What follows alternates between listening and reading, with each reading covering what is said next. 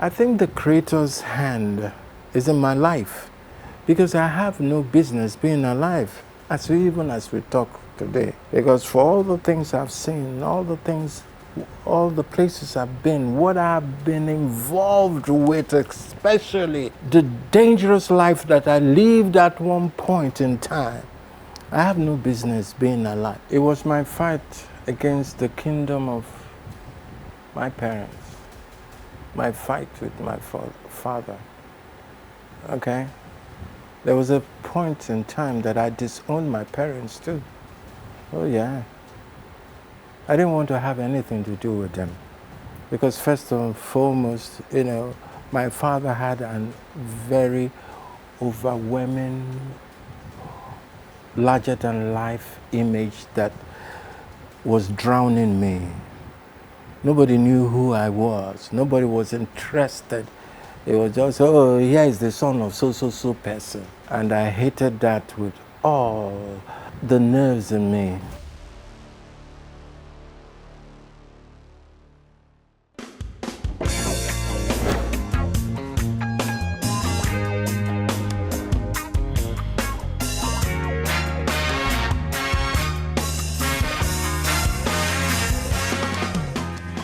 My name is Charles Chukwuemeka Oputa.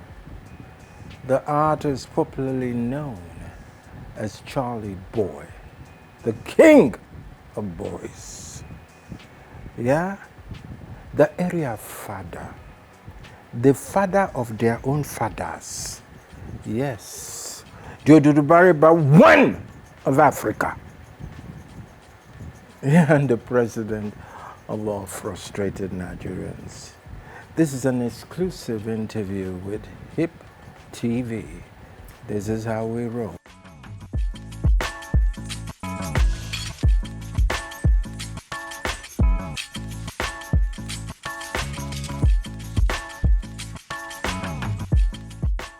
So my most radical would be the fact that I got the respect that we deserve back. People started to pay attention and people started to pay more money for our work. At least I opened a lot of people's eyes to intellectual property. My fight with Alaba market people, piracy, is known. My fight with Nigerian Broadcasting Corporation is also known. When they would play almost 80-something% foreign sound and play just about 10-15% of ours. We were responsible. Me and the people, my team at the time in Pima, were responsible for those changes. We're responsible for the respect and the audacity the Nigerian acts have today globally.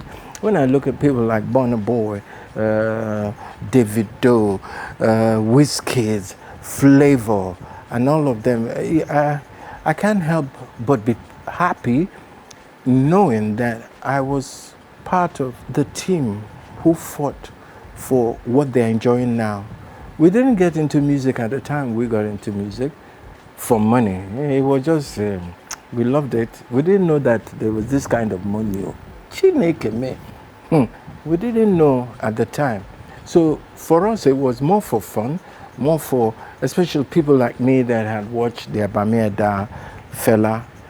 I thought his music was so arresting, and I loved him for the fact that he confronted the powers that be, he confronted the government, even in the military era.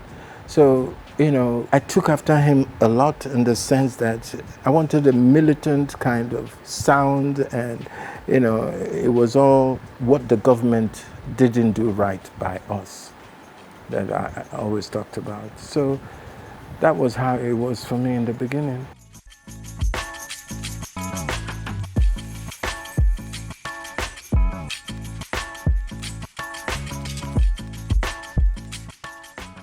Yeah, I'm doing a book now. The name? 999. 999 is a story about my personal experiences in the hands of police, army, Navy people, everybody. what I went through as a young person, my days of doing drugs when I was just about 20 something, how I got over that, it was a brutally honest kind of expose on my life. I know I've done one before called My Private Part, so this is like an updated version of that, because there was so many things I left off talking about in My Private Part. So legacy is all about what you've been able to do that affected all the people positively. And I think there's so much to talk on that aspect, but people can go and verify. They don't need to take my words for it. They can go verify all the beautiful things I've done.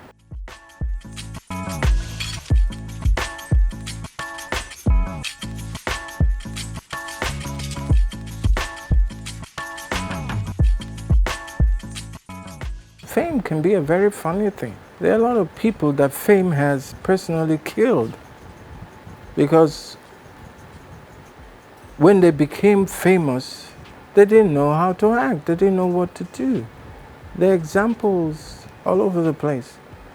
So the fame got into their head, and they started to do all manner of things that they shouldn't get involved with. Some people understand the game to the point that they are always in control. Okay, like somebody like me, as Charles put it, I always tell people that there are almost 5 individuals that live in this body, and each comes out at the appropriate time they should. Okay, it's not something I don't need to think about it. It just happens. It's a natural flow for me. I know when to use Area Fada. I know when to use, as a spiritual warrior, Diodudu Bariba. And sometimes I'm Charly Boy. And guess what? Sometimes I'm Linda. You know Linda? Linda is my feminine side. It's to have that ability to control all this different character. That's where because some people do get carried away, but never somebody like me, because I think I was born into this life. As I progressed, it was like I was filled with such incredible audacity. Before I could do anything, name it. Don't dare me. Nobody ever wanted Charly Boy's problem. Back in the days, you dare not. Because I will invade your business and close it down. If you're on the wrong side of the law with my fellow artists, be sure I'll bring you trailer load of trouble. But that was back in the day, and that was like trying to get people to do the right thing, my way.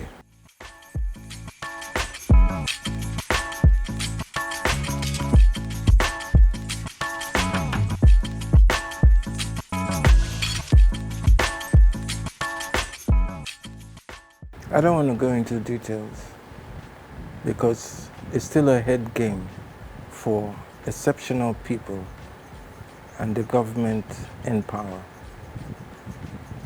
So I won't be going into details. But protests, they figured out a way to counter. You want to stage a protest, they will go and pay people, hire people to come and protest against the people who are protesting against them. So at the end of the day, oil and water, they are just mixing. But I'm aware that the young people in this country have the wherewithal. They have such tremendous power that they're beginning to realize. And when they harness that, listen, I'll be in the forefront to lead that fight, okay? Because when they finally say enough is enough, Area Fada must show.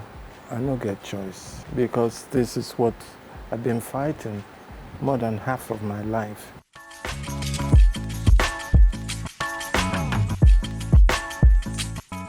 It means that I'm also inclusive in that frustration, okay? I'm frustrated about so many things. And like somebody would say, things will keep happening to each and every one of us. It's how we deal with it.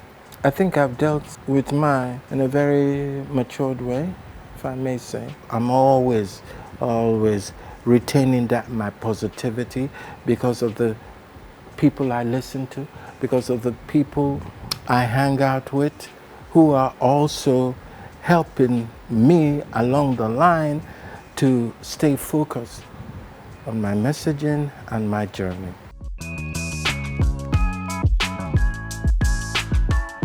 At the time, Mumu don't do movement doved into Nawibi government.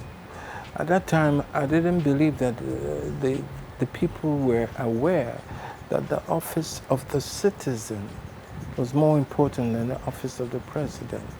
It's all about the people, not about them. They're supposed to be servants, but they turn themselves to masters, and that's a problem. Okay, that's why they feel that they can do anything and get away with it, and just leave the suffering for the disenfranchised masses. Something drastic needs to happen, will happen, for these people to go away from our lives.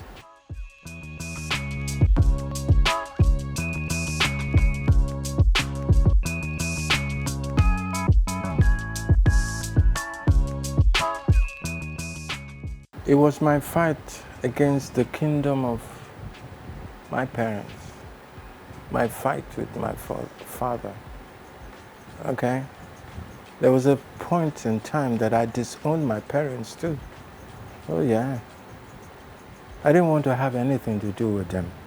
Because first and foremost, my father had a very overwhelming, larger than life image that was drowning me. Nobody knew who I was. Nobody was interested. It was just, oh, here is the son of so person.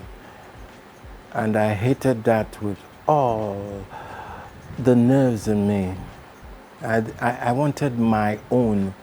I wanted my own. I wanted to be, I could easily have done law, become a lawyer. But how would that factor out? They'll say, na him papa na, if following papa footsteps, na him papa put them there. So I had to do something that was totally, out of the box as far as the Oputa family is concerned. None of us ever ventured into music. We were just like bloody civil servants. You finish your university education, you just go and get a job and grow in the job. I didn't want that for myself. I remember this time my father had called me and said to me, who would understand this thing that you're trying to do? I said, what is this thing? He said, how you look, your image, your branding, your this, your that. People think you're wacko. And I asked him, but what do you think? You're my father, what do you think? He said, you're none of those things, but this is a very conservative environment. This shit ain't gonna work. And I said, okay, well, let's give it time and see how, Well, cutting a long story short, I won. Because I did it my way. I was prepared, the years that I wasn't talking to my parents, I was prepared to go on and on till at least I made something out of my life. Then I can call them to come and enjoy with me. And that's exactly what happened. It's the father of their fathers. I've been long in the business. This is the bane of pioneers. Nobody wants to know how anything started. People are always interested, young people like you guys, always interested in what's happening in the now. But something gets to start something. I can beat my chest and say, yeah, I'm a pioneer of so many things. As far as entertainment is concerned in this country, I'm a pioneer of some sort. But I'm not looking for any medals. I'm sufficient in the knowledge. Through me, a lot of things started. Especially when I remember my time on the Charly Boy show. It was like a breeding ground for different comedians, for artists, and different kind of creative people. That was the first bus stop, you know. So yeah, and that's why all this reflection and the book 999. And when you ask me why 999, what does that signify? 999 is an angelic number. It just means a new beginning, okay? And ever since my challenge with prostate cancer, you know, what I'm consumed with right now is men's health and wellness, because I think most Nigerian men all over the world generally, but in particular, Nigerian men are going through a whole lot. I don't think men are as strong emotionally as women are, okay? Because all this machoism, you know, man must chest down, man must not show pain, man shouldn't cry. I don't believe in it. If something affects me in a very bad way, I do cry. I cry a lot, as a matter of fact. Okay, I'm not Superman. I won't kill you, yeah. And I like to unburden myself. If I'm going through anything, I share with others. You know, I do think I can. You know, not to say I'm that strong. Okay, so and I think it's a better way to live, where you can rest more peacefully in the nights because you've purged yourself of a lot of things that are stressful in your life.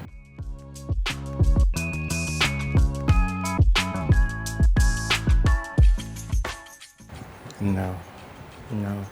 Even for the times I did very, very bad things, you know, as a young teenager, like I told you, I dabbled into drugs at one point.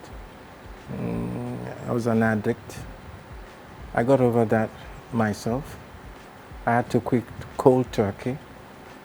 And, you know, I must say something. I think the Creator's hand is in my life, because I have no business being alive, even as we talk today. Because for all the things I've seen, all the places I've been, what I've been involved with, especially the dangerous life that I lived at one point in time, I have no business being alive. And the fact that I'm alive is making me appreciate more my spirituality than any other thing, okay? Because I feel like I'm alive for a certain purpose. That's how I choose to live my life, on purpose. It's been crazy, it's been wild, but it's been rewarding because I stayed faithful.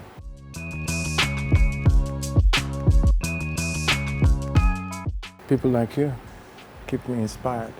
Like I said, I can never grow old. I can never grow old because of the people I roll with, because of the people that inspire me. You know, I like young people. And like I keep saying, I've been privileged to meet exceptional. When I mean exceptional, I don't mean Mumu people. Yeah, I know. I'm talking about people who stand out. I met quite a lot, and I've learned from them. So that keeps me going. Revolution. All my legacies can wait. Let there be a revolution. Let there be a turnaround. Let there be a better Nigeria. Oh, I'm sick and tired of this mess, this shithole. Oh, but there's no Messiah who's coming to save any of us.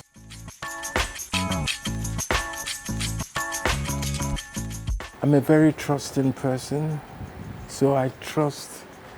I mean, everybody sees whatever they see from where they stand. So, as a very humane, gentle, spiritual person, I used to be very trusting, but that almost ruined me too. You know, I was wise enough to be able, because I love people. My father taught me all about fairness and justice, but my mother taught me more about love and humanity. So I come from a very good place.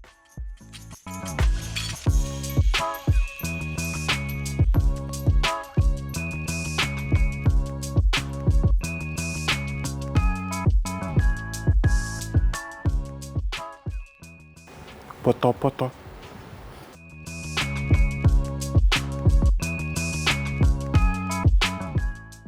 I put it on the doorstep of societal decay. There's too many rubbish going around. We don't even know the ones that are true, the ones that are just make-believe. We have a government we don't trust, so certainly the government. I've never trusted government for the last 25 years of my life. People of no pedigree have infiltrated our space. People of questionable character. We don't know where they're even from. We don't know their mama, we don't know their papa. These are the people that are leading us, and you start to wonder, why are we led by the worst kind of people when we have the best kind of people? They should go back to how it used to be in those days, when family was everything, when preparing a young lad for the world started with family, when parents were on their duty post. I thank God that I'm a child of the baby bloomer generation, a child of the 50s. So I saw what you would describe as a better Nigeria than what obtains today. Okay? When, my kind of background, where I'm coming from, where the moral codes was so stringent, so, it was all about honesty. It was all about, being a good person. It was all about humanity. We didn't even know the people who get money or when they get money. It didn't matter to us. What mattered is the content of someone's character. Yeah? And I thank God I'm coming from that generation. And that is what is keeping me simple, content, and nimble. Because I know who I am. Ladies and gentlemen, I've tremendously enjoyed myself on this program. This was an exclusive but interesting interview with HipTV. Yeah, they're my guys. They always do the right thing.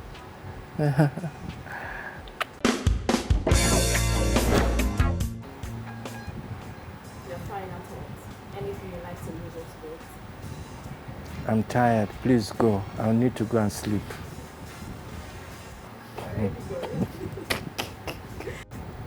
I beg, can somebody do it on my behalf? Because no, somebody can. Just give you all the numbers.